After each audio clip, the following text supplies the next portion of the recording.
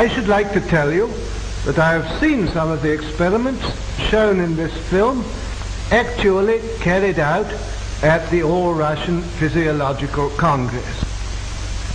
As you can imagine, technique is everything. Besides such work as you are about to see, Bryukhanenko shares the credit for the methods of human blood transfusion which were first developed in the Soviet Union and are now practiced in this country, which have saved so many lives during the war. What enabled Soviet scientists to solve this problem? Long ago, science established the fact that animal organs and tissues isolated from the whole organism can be maintained in a living state. But in order to achieve this, special artificial conditions must be created.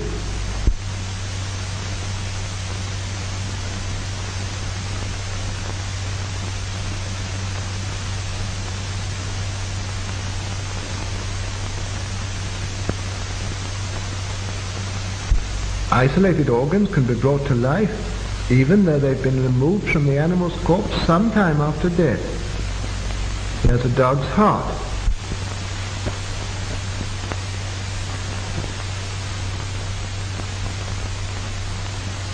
It can function as well in artificial conditions as in a living organism, and for this purpose, blood is introduced into the cardiac vessels.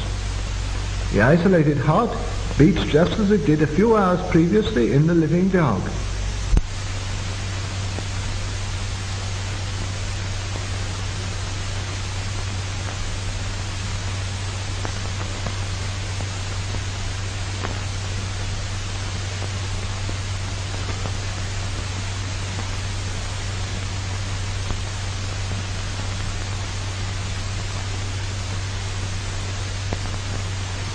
The following experiment is conducted on lungs taken from an animal.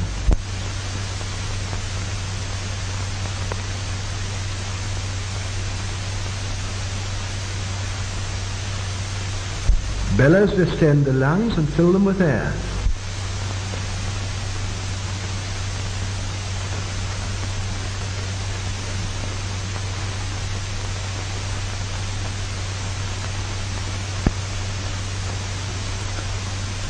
The venous blood is forced into the lungs by the action of the pump. The dark venous blood passes through this tube.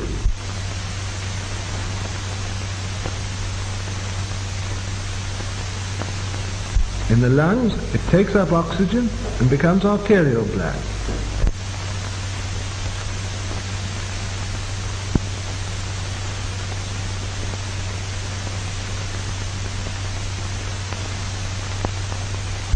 The isolated lungs breathe, producing the same chemical changes as in the living animal.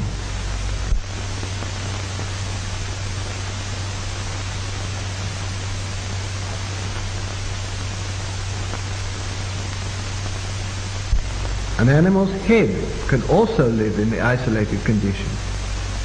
Here is the plan of the experiment.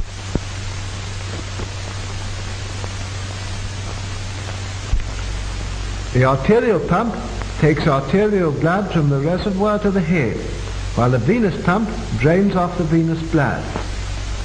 The blood is arterialized in the reservoir, where there is a steady flow of oxygen.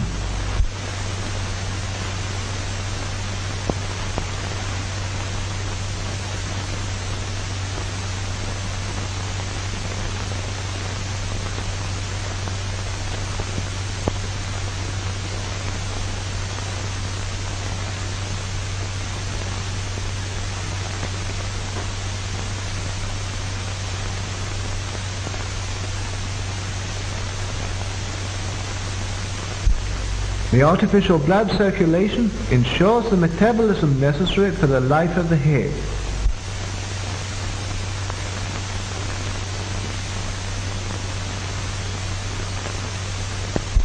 The isolated head lives on for hours and reacts to external stimuli.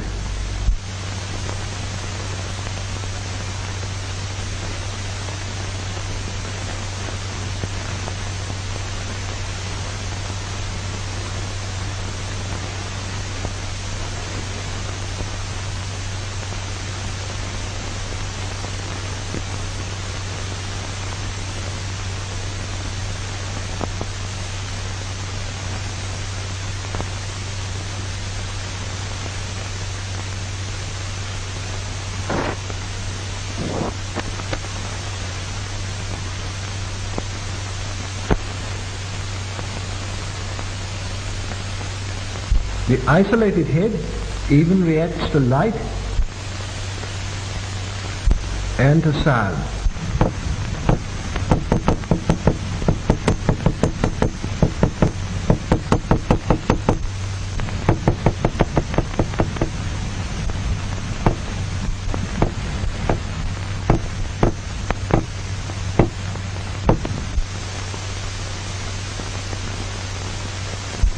The revival of individual organs enabled scientists to proceed to experiment on reviving the whole organism. The revival of the whole organism can be achieved with the help of an apparatus called the autojector.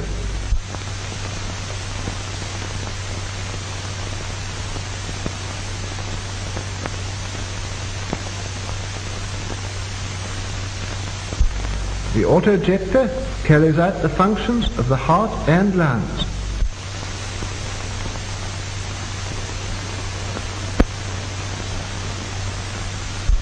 As we know, the heart, by its rhythmical contractions, supplies the body with arterial blood rich in oxygen.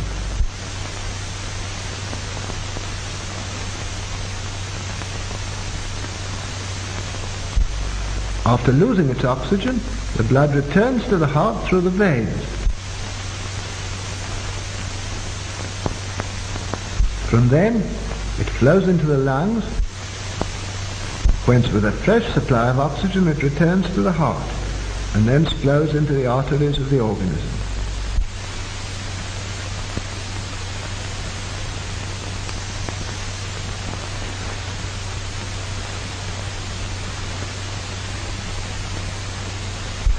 The autojector works on the same principle. The apparatus includes a system of pumps for supplying blood and drawing it off.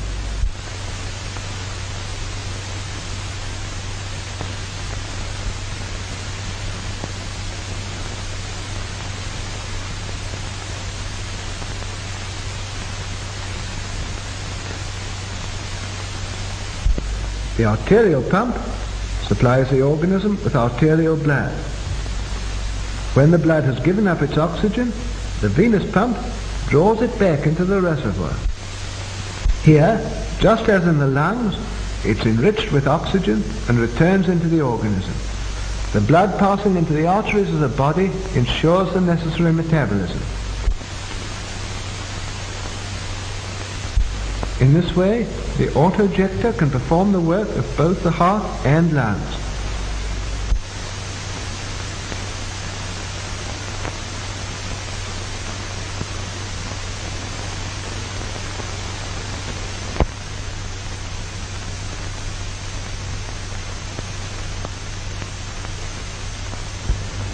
We begin the experiment of revival.